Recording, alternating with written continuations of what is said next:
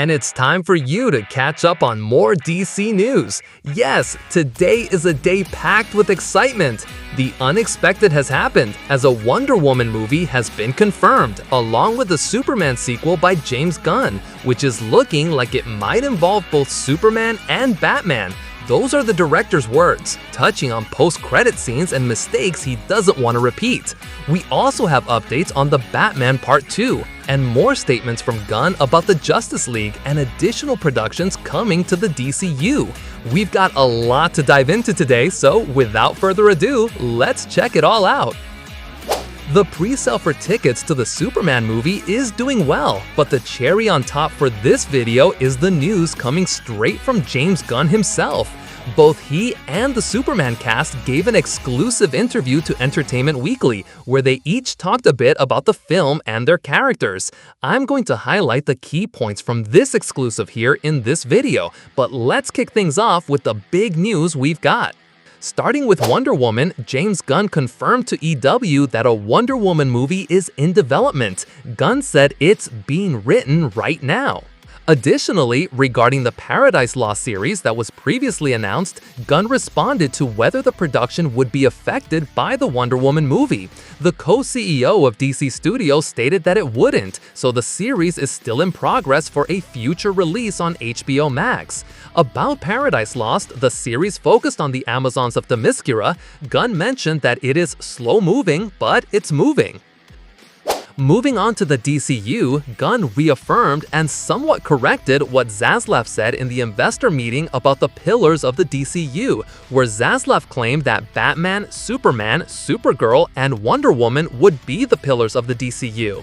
In response, Gunn noted, "I wouldn't say only those four characters, but I would say that those four characters are incredibly important to us. Right now, I feel great about where two of those characters are, and then we're dealing with the other two." Alright folks, that's some great news. When Zaslav mentioned these four characters as the pillars of the DCU, many fans questioned that statement, as Wonder Woman was the only one without any announced projects among the three mentioned. Sure, Paradise Lost was already in the works, but there was nothing exclusive for Wonder Woman. But now everything changes. She will indeed have her movie and will be a very important character in this universe. As for the two characters Gunn mentioned he's working on, it's definitely Superman and Supergirl, since Superman is set to debut pretty soon and Supergirl will have her movie released next year. Regarding Batman, the Bat is getting the Brave and the Bold movie, which is currently having its script written. And now we have the confirmation that Wonder Woman is also being written. So yes, celebrate, because both Wonder Woman and Batman are coming to the DCU. Taking a look now at the announced DCU projects, I see the balance starting to even out. I had previously criticized the lack of projects involving DC's major heavyweights, movies about the biggest heroes instead of the lesser-known characters, but now, analyzing the situation, things seem a bit more balanced. Besides the Superman movie, Supergirl is coming, and we also have the Batman and Wonder Woman films in the pipeline, not to mention the Lantern series alongside Clayface, Sergeant Rock, and other films featuring lesser-known characters. I'm starting to really like this production lineup. We still don't know who's writing the Batman and Wonder Woman films, and it's clear that James Gunn didn't disclose that to avoid putting enormous pressure on the writers while developing their scripts. Considering the responsibility that comes with writing for both Batman and Wonder Woman, it makes sense for Gunn to keep the writers under wraps for now. Now, let's dive into more details about the Superman movie, starting with statements from the movie's actors. David Cornsweet talks about Lois Lane, saying, "This isn't like the interview in the Donner movie where Lois doesn't know that he's Clark. Lois knows everything about him, so he's in a very vulnerable position. He's madly in love with this woman and desperately wants her to understand him and appreciate him and love him back." James Gunn commented on David Cornsweet and Rachel Brosnahan, saying, "We mixed and matched these different actors and actresses to find out not only who was the best Clark and who was the best Lois, but who was the best Clois, who was the best together. I do think that David was the best Clark, Rachel was the best Lois, but they also had the most chemistry together."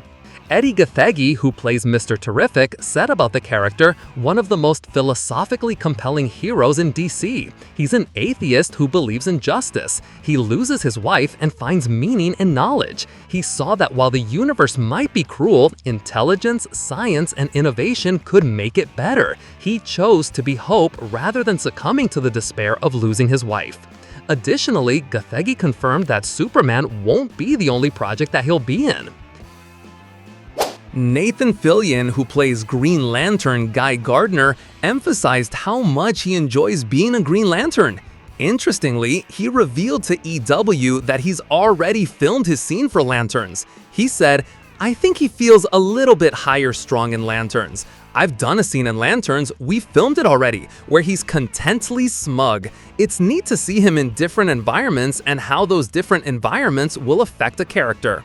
Nicholas Holt, discussing Lex Luthor, said, "That kind of captures, in my mind, the element of Lex. He's worked hard and diligently for so many years for all these things, to be admired and to be adored. Then suddenly Superman's turned up and he's all the things that he aims to be himself in some ways, but he doesn't have to work hard for it. So I'm like, what if this Lex is someone who is physically strong and is an alpha, or seemingly in that sense?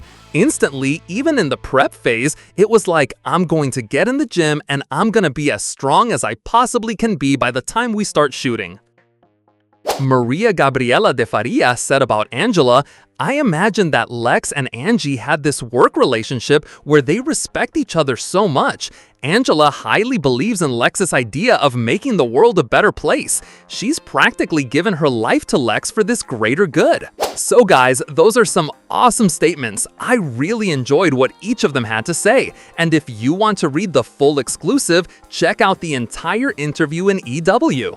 Continuing with the updates, there's still plenty of good news, because among James Gunn's statements, he mentioned that the most important thing is the specific stories, but there is also a much bigger story that we're telling that will take a little bit longer to tell. That's sort of where my next couple of things are going to be. When asked if the Justice League is the team he has in mind, Gunn said, of course, but there is no Justice League in this world, not yet." When further questioned if Justice League is part of the bigger plans involving the chapter Gods and Monsters, James Gunn replied, "Sure."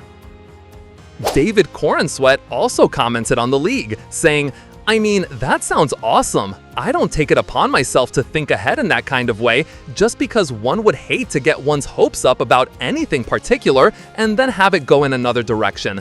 What I like to do is stay blissfully ignorant, and then when James tells me what's going to happen, I get to have a wonderful surprise. So if Justice League is in the back of his mind, that sounds great to me. I'll put it at the back of my mind and we'll see what happens."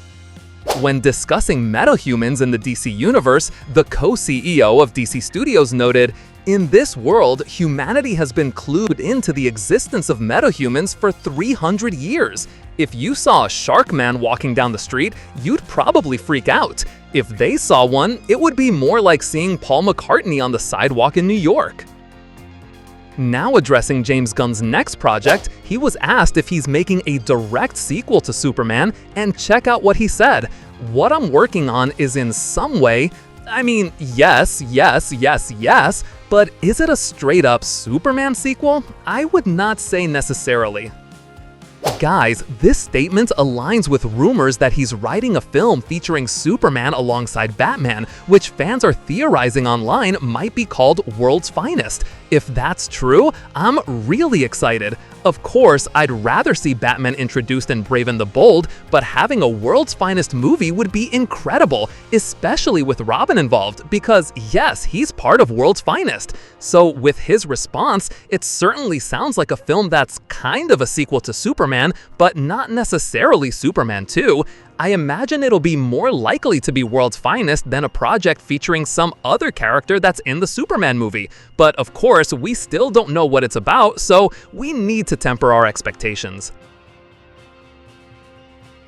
Shifting gears now to The Batman Part 2, EW's article highlights James Gunn's comments about Matt Reeves' work. According to Gunn, what Matt's doing is still really important despite all stories to the contrary. We're supposed to see that script shortly, and I can't wait. The director and co-CEO of DC Studios also pointed out that Robert Pattinson is still there in director Matt Reeves' corner of the DC franchise. Despite many delays, Pattinson will return for The Batman Part 2. Meanwhile, Reeves continues to build out his Batman epic crime saga, a series of movies and shows, including The Penguin, that remain separate from the main DCU franchise's storyline. This is something that Gunn often has to reiterate because there's always someone claiming the movie will be cancelled or that the Batman will be in the DCU. Unfortunately, these rumors about the Batman don't stop, but we have Gunn's statements about the film once again. Regarding the script, it's worth noting that this EW article was published in March, so it's clear that James Gunn hadn't yet read the script for The Batman Part 2. However, given that recent information indicated that Matt Reeves would deliver the draft of the script by the end of May, it's very likely that James Gunn has now read it. So most probably in a future interview, Gunn will bring more information and confirm that he has indeed read Matt Reeves' script. Another key point from this interview is Gunn's comment regarding post-credit scenes. Superman will indeed have post-credit scenes, but they might not be exactly what people are expecting. About post-credit scenes, Gunn stated, "I have a philosophy about post-credit scenes. It's somewhat related to my own mistakes during my time with Marvel." The director also commented on the post-credit scenes in Avengers where Thor joined the Guardians. Gunn recalled saying in the script notes, "I'm not gonna put him in. I don't want to have Thor and the Guardians. I don't want to do a movie with Thor. I don't understand that character that much. I love watching his movies and I love Chris Hemsworth, but I don't know how to write that character." He also mentioned not being keen on including Adam Warlock in the post-credit scene of Guardians 2 and how that affected the third film. He said, "I did not like what I did in Guardians 2, where we set up Adam Warlock and we set up the Guardians of the Galaxy and all this stuff that I didn't necessarily plan on." Well, I guess I kind of planned on fulfilling that Adam Warlock promise, but you want to be careful about that. A post-credit scene should be a punch to the face, like, "Oh my god, look at this." But at times when you're using it just to set something up, you're sometimes shooting yourself in the foot. It was not easy to work Adam Warlock into Guardians 3. I loved working with Will, and I liked dealing with the character, but at the end of the day, was he kind of a weird square peg in a round hole? A little bit, yeah. Gunn emphasized that he's not in favor of post-credit scenes that are purely future-facing unless it really works. He stated, "I started shooting the Peacemaker show and then I shot the post-credit scene and then put it in there, so it was easy. I knew it was coming, so that was fine. But I need to be a bit careful about it. I do love giving something back to the audience, so I will try to put something in the end credits for audiences to see, because I think it's great. I love my crew and I want you to stick around and see who the gaffers were." With that, folks, it's important not to have sky-high expectations about a post-credit scene. Of course, with Supergirl and Lanterns coming, the chances are there that might be something related to that, or even Peacemaker. But don't expect something grandiose like Batman showing up or anything connected to a major threat from the first chapter of the DCU.